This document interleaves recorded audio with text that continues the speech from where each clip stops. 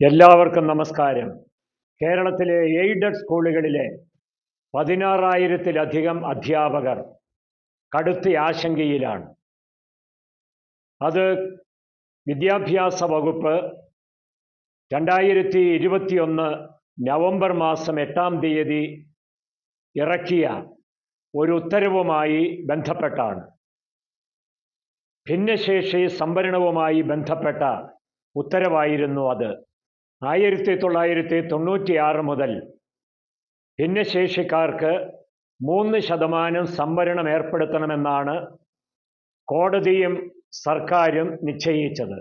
2017 ആയപ്പോഴേക്കും ഈ സംവരണം 4% ഉയർത്തുകയുണ്ടായി. 2023 നവംബർ 8-ാം തീയതി പുറത്തിറക്കിയ സർക്കുലറാണ് അധ്യാപകർക്ക് കുരുക്കായി മാറിയത്. ഈ ഉത്തരവ് പ്രകാരം 2021 നവംബർ 8-ന് ശേഷം സ്ഥിര ഒഴിവുകളിൽ നിയമിക്കുന്ന അധ്യാപകരുടെ നിയമനം സ്ഥിര നിയമനമായിട്ട് അംഗീകരിക്കില്ല. പകരം അവർ താൽക്കാലിക അധ്യാപകരായിരിക്കും, ദിവസവേതനമായിരിക്കും അവർക്ക് ലഭിക്കുക. 2021 നവംബർ 8-ന് മുൻപ് ഉണ്ടായ വേക്കൻസി ആണെങ്കിൽ പോലും നിയമനം നടത്തുന്നത് ഈ ഉത്തരവിന് ശേഷമാണെങ്കിൽ ആ നിയമനവും താൽക്കാലികമായിരിക്കും എന്നാണ് സർക്കുലറിൽ പറഞ്ഞിട്ടുള്ളത്. അങ്ങനെയുള്ള അധ്യാപകരുടെ എണ്ണം ഏതാണ്ട് 16,000-ലധികമാണ്. അവർ എന്ന് തങ്ങളുടെ നിയമനം സ്ഥിരമായി അംഗീകരിക്കും, തങ്ങൾ സ്ഥിര നിയമനമുള്ള അധ്യാപകരായി തീരും എന്നുള്ളതിനെക്കുറിച്ച് കടുത്ത ആശങ്കയിലാണ്. ദിവസവേതനം എന്ന് പറയുന്നത് അധ്യാപകർക്ക് വളരെ കുറവാണ്. അത് കിട്ടുന്നത് തന്നെയും ജോലി ചെയ്യുന്ന ദിവസങ്ങളിൽ മാത്രമാണ്. അതായത് അവർക്ക് ഒപ്പമുള്ള തുല്യ യോഗ്യതയുള്ള ഒരേ ജോലി ചെയ്യുന്ന മറ്റധ്യാപകർക്ക് ലഭിക്കുന്ന വേതനമോ ആനുകൂല്യങ്ങളോ ഈ അധ്യാപകർക്ക് ലഭിക്കാതെ പോവുകയാണ്. ഈ പ്രതിസന്ധി എയ്ഡ് സ്കൂളിലെ അധ്യാപകർക്ക് മാത്രമാണ് എന്നുള്ളത് നമ്മൾ പ്രത്യേകം മനസ്സിലാക്കണം. കേരളത്തിൽ മൊത്തം 14,205 സ്കൂളുകളാണുള്ളത്. അതിൽ സർക്കാർ സ്കൂളുകൾ 5,995 8,210 സ്കൂളുകൾ എയ്ഡഡ് മേഖലയിലാണ്.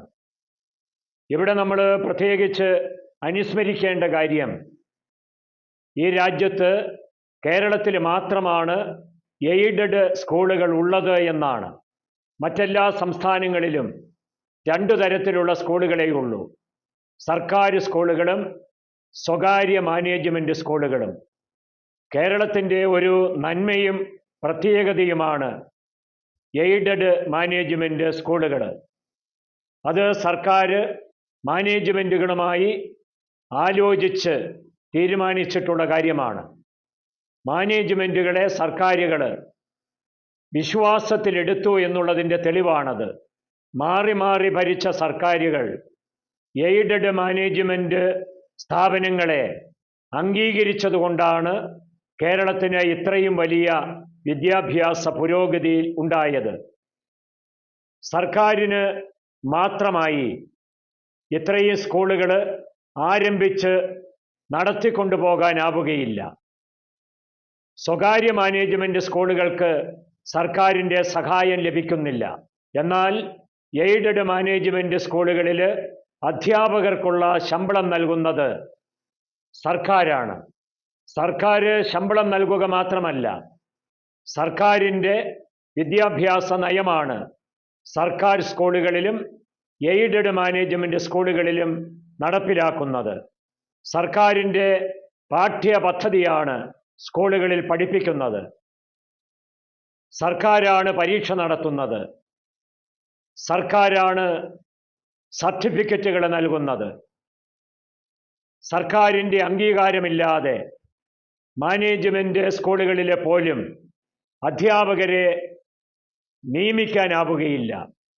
അധ്യാപക നിയമനം നടത്തുന്നത് എയ്ഡഡ് മാനേജ്മെൻറ്റ് സ്കൂളുകളാണെങ്കിലും അത് അംഗീകരിക്കുന്നതും അവരെ സ്ഥാപനത്തിലെ സ്ഥിര അധ്യാപകരായി നിശ്ചയിക്കുന്നതും സർക്കാരാണ്. സ്കൂൾ മാനേജ്മെൻറ്റ് വിദ്യാഭ്യാസത്തിന് ആവശ്യമായ അടിസ്ഥാന സൗകര്യങ്ങൾ ഒരുക്കുകയും വിദ്യാഭ്യാസ പ്രവർത്തനങ്ങൾക്ക് മേൽനോട്ടം വഹിക്കുകയും മാത്രമാണ് ചെയ്യുക. ഗവൺമെൻറ് സ്കൂളുകളിലേതുപോലെ തന്നെ സർക്കാരിന് എയ്ഡഡ് സ്കൂളുകളിലും എല്ലാ കാര്യങ്ങളിലും ഇടപെടാനും അവരുടെ അധികാരം പ്രയോഗിക്കാനും അവസരമുണ്ട് എന്നുള്ളതും നമുക്കറിയുന്ന കാര്യമാണ്. കേരളത്തെക്കുറിച്ച് പറയുന്നത് കേരള മോഡൽ വികസനം എന്നാണ്. എന്താണ് ഈ കേരള മോഡൽ വികസനം? താരതമ്യേന കുറഞ്ഞ GDPയും പ്രതിശീർഷ വരുമാനവും വളർച്ചാ നിരക്കും ഒക്കെ ഉണ്ടായിരുന്നിട്ടും അതിന് ഉപരിയായ വിദ്യാഭ്യാസ പുരോഗതിയും ആരോഗ്യ സുരക്ഷാ സംവിധാനങ്ങളും സാമൂഹ്യ സുരക്ഷാ പദ്ധതികളും കേരളത്തിലുള്ളതുകൊണ്ടാണ് ആ വികസനത്തെ കേരള മോഡൽ വികസനമെന്ന് പ്രത്യേകം വിളിക്കുന്നത്. ഈ പദവിക്ക് കേരളം അർഹമായി തീരാനുള്ള പ്രധാനപ്പെട്ട കാരണങ്ങളിലൊന്ന് എയ്ഡഡ് മാനേജ്മെൻറ്റ് സ്ഥാപനങ്ങൾ തന്നെയാണ്. പ്രാഥമിക വിദ്യാഭ്യാസത്തിനും ഹൈസ്കൂൾ വിദ്യാഭ്യാസത്തിനും കോളേജ് വിദ്യാഭ്യാസത്തിനും അതുപോലെ തന്നെ പ്രൊഫഷണൽ വിദ്യാഭ്യാസത്തിനും എയ്ഡഡ് മേഖലയിൽ എല്ലാ സൗകര്യങ്ങളും മാനേജ്മെൻറ്റുകളെ ഏർപ്പെടുത്തി എന്നുള്ളത് കൊണ്ടാണ് സാധാരണക്കാരിൽ സാധാരണക്കാരായ വിദ്യാർത്ഥികൾക്ക് പോലും ഉയർന്ന വിദ്യാഭ്യാസം നേടാനും ജോലി സമ്പാദിക്കാനും അങ്ങനെ കേരളത്തിൻ്റെ വരുമാനം വർദ്ധിപ്പിക്കുവാനുമൊക്കെ സാധിച്ചത്. കേരളത്തിൽ നിന്ന് ഇത്രമാത്രം പ്രവാസികൾ ഉണ്ടാകാനുള്ള കാരണവും ഇതുതന്നെയാണ്. പൊതുവെ പറഞ്ഞാൽ കേരളത്തിലെ എല്ലാ സർക്കാരുകളും എയ്ഡഡ് മാനേജ്മെൻറ്റുകളുമായി ആരോഗ്യകരമായ ബന്ധമാണ് പുലർത്തിപ്പോന്നിട്ടുള്ളത്. അതുകൊണ്ട് ഇപ്പോഴുണ്ടായിട്ടുള്ള ഈ പ്രതിസന്ധിയും സർക്കാർ നേരിട്ട് ഇടപെട്ട് പരിഹരിക്കുമെന്ന് പ്രതീക്ഷിക്കേണ്ടതാണ്. എങ്കിലും അതിന് കാലതാമസം വന്നുപോയി എന്നുള്ളതാണ് അധ്യാപകരെ അലട്ടുന്ന പ്രശ്നം. അധ്യാപകരുടെ സുരക്ഷിതത്വ ബോധവും അവരുടെ സംതൃപ്തിയും വിദ്യാർത്ഥികളുടെ ഭാവിക്ക് പ്രധാനപ്പെട്ടതാണ് എന്ന് സർക്കാരിനും അറിയുന്ന കാര്യമാണ്. അതുകൊണ്ട് അധ്യാപകരുടെ ഈ പ്രശ്നങ്ങൾ പരിഹരിക്കാൻ സർക്കാർ സത്വരമായി ഇടപെടുമെന്ന് എല്ലാവരും പ്രത്യാശിക്കുകയാണ്. കാരണം ഒരു രാജ്യത്തിൻ്റെ ഭാവി വിദ്യാർത്ഥികളെ ആശ്രയിച്ചാണ് ഇരിക്കുന്നത്.